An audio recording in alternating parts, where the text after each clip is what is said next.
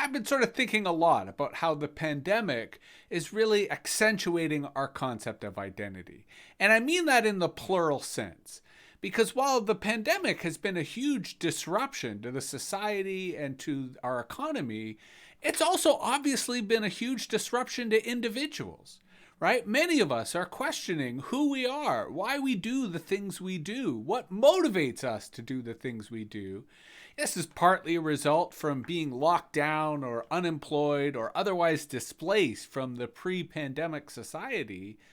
But it also gives us an opportunity in an era of artificial intelligence, in an era of machines, to revisit who we are and why we are, and what the stories we tell ourselves are that help give us a sense of meaning, give us a sense of sanity in a world that's constantly changing, in a world that poses challenges to our stability, to our sanity, and to the way in which we think of ourselves and the way in which we conceive of identity generally.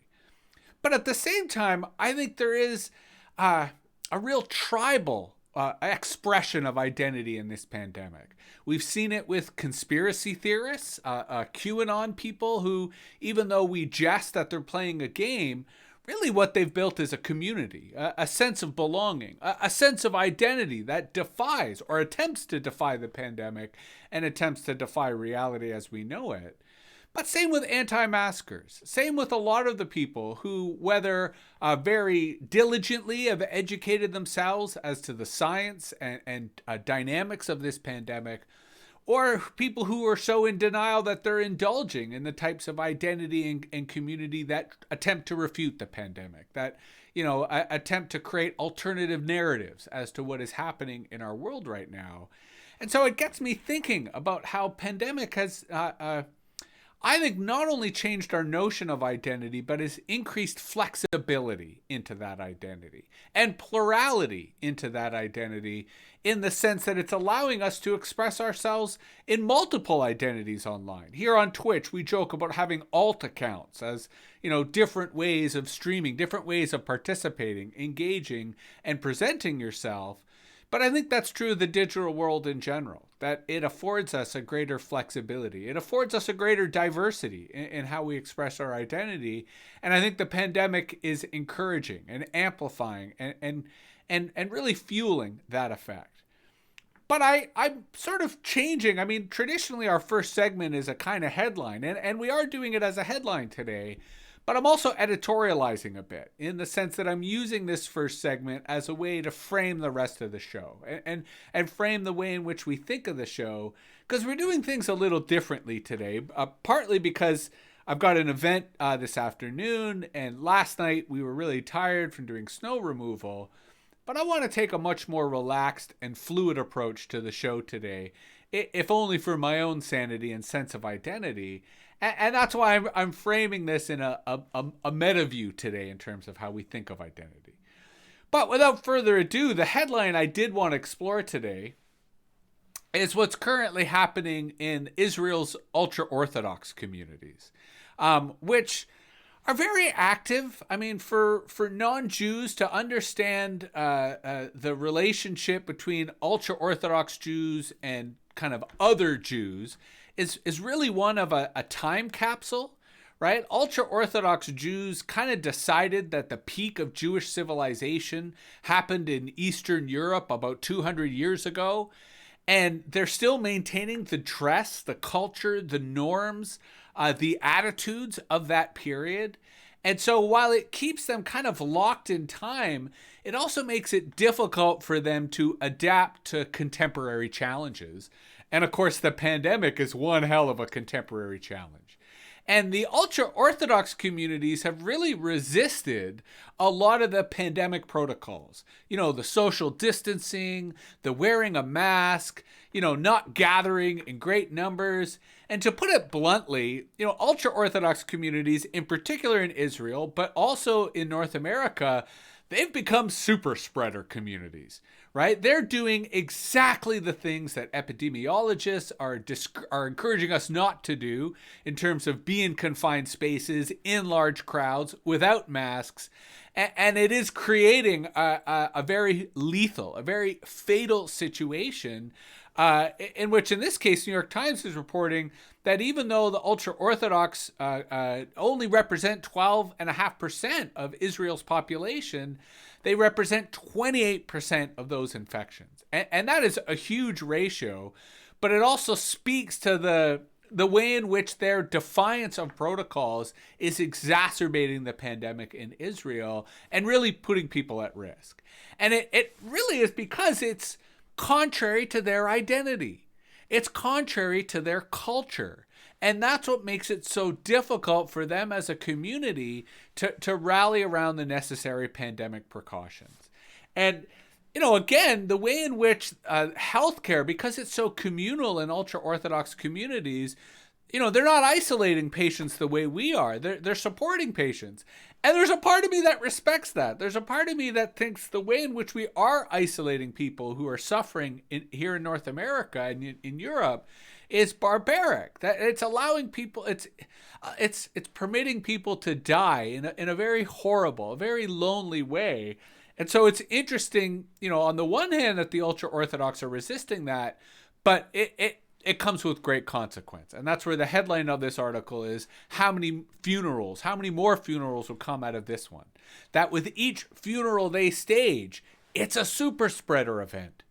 So with each death, which of itself was a byproduct of a super spreader event, they're creating an additional super spreader event because their communal identity supersedes any need to recognize what's happening in this pandemic. And, this is a really fascinating article that, on the one hand, I think speaks to how difficult it is to get universal adoption of pandemic protocols. But it also speaks to how different communities and different identities really react to this pandemic in different ways. And that it's a mistake for us to approach things with a homogeneous or universal. Instead, we need to translate. We need to transliterate so that we can adapt some of these measures into their cultures and into their social norms. So instead of rebelling against it, they're able to embrace it. Now, one of the more provocative positions we take here on MetaViews is that this pandemic is nowhere near ending. In fact, we're predicting another wave in the spring based on the new variants and the mutating nature of this virus that is going to be the worst to date. And this graph here kind of illustrates that, right? In which if you look at the pandemic in Israel and you look at the infection rates, the point of this graph is to illustrate how ultra-Orthodox communities are spiking larger and larger and larger. And so if you imagine this, I'm kind of predicting that we're going to see another spike kind of up here, right? Even higher come April. And it'll be exacerbated in this case by ultra-Orthodox communities. But allow me to make a controversial parallel. What if the ultra-Orthodox community in Israel is a representation of Middle America in the United States? And I don't mean this in terms of religion or ethnicity, but in terms of psychology. Because I think one of the issues, one of the divides between coastal America and middle America, between red states and blue states, between cities and the countryside, is that it is different cultures, different identities. And one of the reasons that this pandemic has been so difficult to curb or contain in the United States is that all the guidance is coming from coastal America and middle America is ignoring it. Middle America is treating it as if it's just another flu. And that's because we haven't translated these health advisories into their culture, into their language, so that it resonates with their identity. And the same thing is happening in Israel with the ultra-Orthodox. So in the same way that these spikes in Israel are getting larger and larger, I'm anticipating that we're going to see just as substantial a spike in the United States around April, around early to mid-spring, and it's going to be for the same reason that we're seeing these spikes in Israel, because there are communities who reject the way in which this pandemic has been presented. They reject the measures or the protocols that should be taken to mitigate further spikes. And so we shouldn't mock them. We shouldn't admonish them. We should recognize that their communities are different, that their identities are different. And the ultra Orthodox in Israel, it's easy for us to see this because they literally dress different and act differently. So they are so othered that as a community, we can understand that they're different and we can see the need to perhaps translate that. Now, within Judaism, there's so much conflict that they're not actually translating. They're admonishing the ultra-Orthodox the same way that coastal Americans admonish middle America and try to make fun of the rednecks who live in the country. Now, as someone who lives in the country but also grew up in the city, I'm sort of able to see both sides. And so I don't admonish, my fellow rednecks. Instead, I recognize that we need to use a different language. We need to use different frames and different values so that they understand what's at stake and they understand what needs to happen. Because this pandemic ain't going to end until we get everybody on side. And we're not going to get everybody on side by lecturing them or admonishing them or making fun of them.